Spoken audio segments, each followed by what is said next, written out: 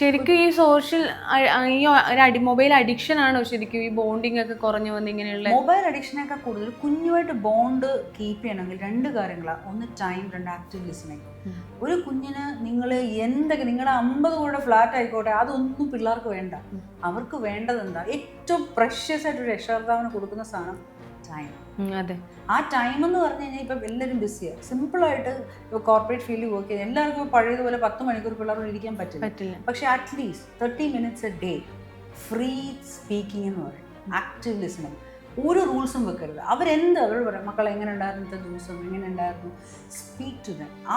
അതുവഴി മാത്രമേ ഒരു ബോണ്ട് ഡെവലപ്പ് ചെയ്യാൻ പറ്റുള്ളൂ. ഈ ബോണ്ടിൽ ഈ സമയത്ത് നിയമങ്ങൾ പാടില്ല.